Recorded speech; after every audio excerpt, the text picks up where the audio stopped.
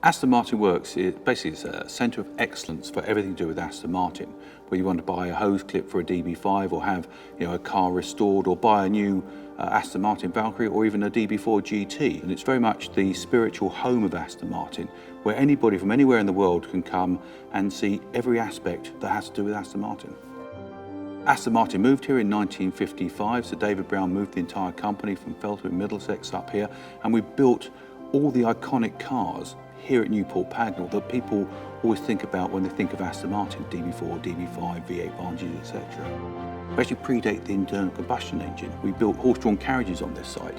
So it was a very sad day for me, and I know a lot of other people as well, in 2007 when the last Aston Martin Vanquish S came off the production line. And we haven't built a complete car since then. When I joined the company, it was always an ambition of mine to return Newport Pagnell being a production facility again. Obviously, we couldn't do a DB11 or a DB9 type vehicle. We had to do a very low volume car. And to reset the clock to one of the first cars that were ever made under the Aston Martin badge here at Newport Pagnell, reinventing, if you like, DB4 G.T, seemed to me to be a really good thing to do. We are the world centre for the best Aston Martin restorations in the world, by now. And it's lovely the way that actually this programme with DB4 G.T has enabled us to grow, for us to integrate also a lot of the skills from our restorations into building a completely new car. So the restoration part of the business was kind of part of what spurred me on to do DB4 G.T. We had all the skills here, we had all the knowledge here, and what we wanted to do is to kind of assemble them and create a completely new car. And I'd like to think on the back of doing a new car that actually, again, some of the learning from this will translate the other way back into our restorations.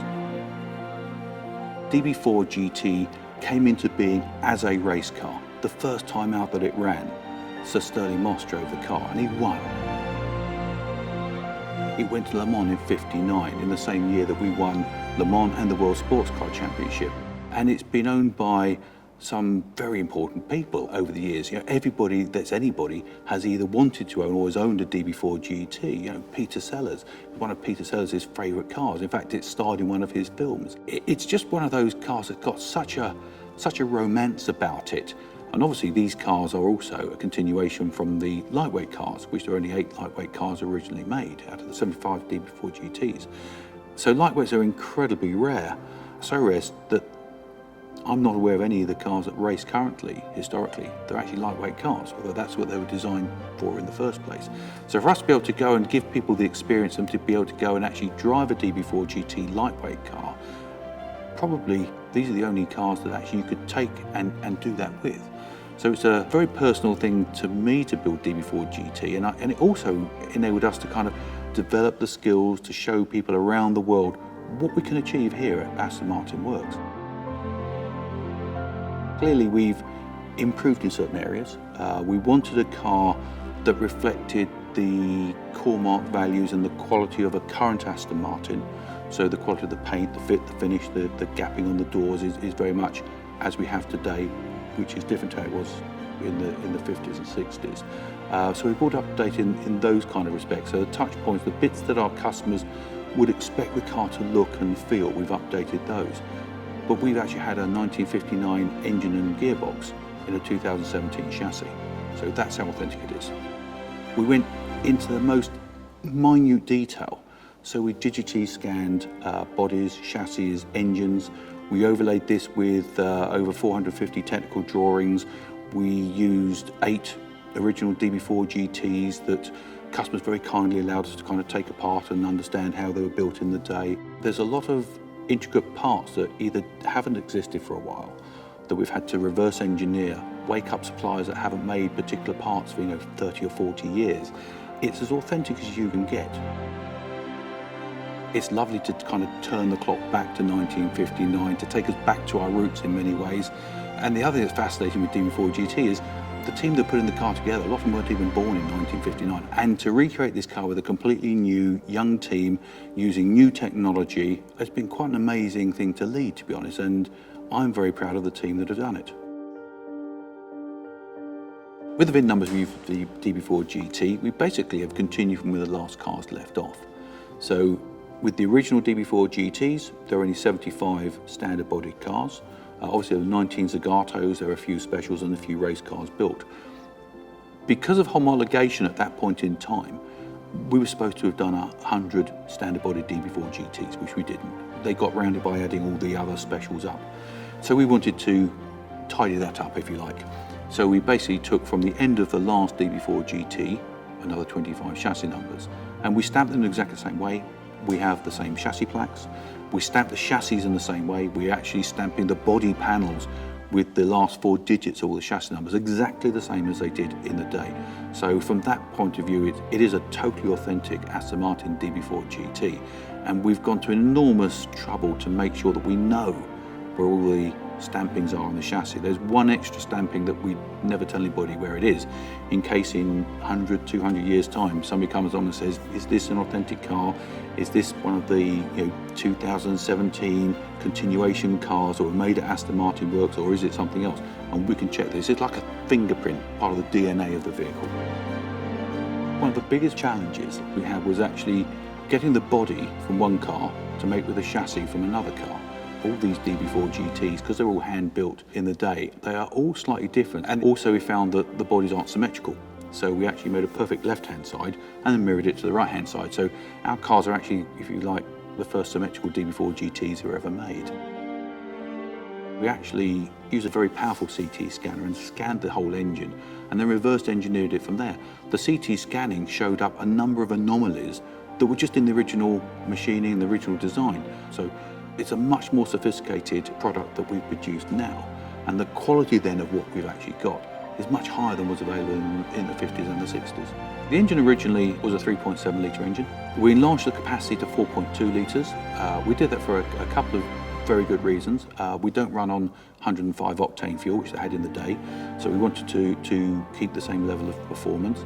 4.2 litres gives us a little bit more torque than the 3.7 litre engine, so it's basically the same design as Taddy Marrick put together in the late 1950s. It's a straight 6-cylinder engine.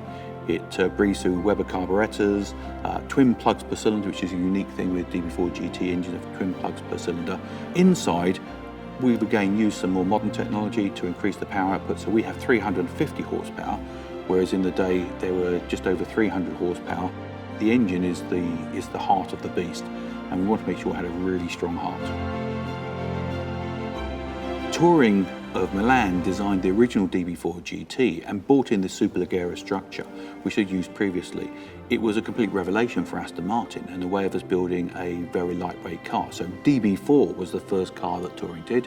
DB4 GT was then an evolution of that car. So the Superleggera that you see on both front sides of the bonnet is a trademark from Touring. I'm very proud to say that we met with Touring. They were incredibly supportive of what we were doing, and we've actually reinstigated the agreement between Aston Martin and Touring Milan that was signed in 1958, so we pay them the same license fee, although index linked, for the cars that we're building today. Touring is a wonderful name, and to have Aston Martin and Touring working together in harmony again is just wonderful for the car. It's not very often that somebody gets the opportunity to build a brand new old car. So we put a very high level of bespoke items into the cars. In fact, we got the colour book out from the archive and we sprayed out all of the colours that were available on DB4 GT. And then of course we've been able to put roundels on the car because it's a competition car. We have levels of striping on the car, so different striping. We have Le Mans lighting. We've gone to the length of even using the original Vomar leather by Connolly Brothers. And we have our own trim shop on site. So it gives us the ability to bespoke items for the customers. Not only can they have a certain stitch line in their car, we can even create bespoke luggage for them. When you're kind of romping along well into the triple figures, it's superb. It's absolutely phenomenal. It drives as an authentic car. It drives as a 1959 sports race car would. There is something spiritual about the car, and the car very much talks to the driver. I'm ecstatic. I think what we produced surpassed even my expectations. The first time I drove the car, which was on a very wet, windy Saturday, I can't remember Saturday evening or whether it was early Sunday morning, but it was late at night when we finished the car, and we drove up Tickford Street, and I had to kind of slightly pinch myself that there I was driving a 2017 DB4 GT down Tickford Street at Newport Pagnell, which is historically one of the most significant roads in Aston Martin's history. Yeah, you had to pinch yourself and actually say, we actually achieved something that is truly remarkable. I truly hope that in another 60 years' time, people look at the car that we've created here, the DB4 G.T continuation cars, with the same fondness and affection that we have now for the original cars.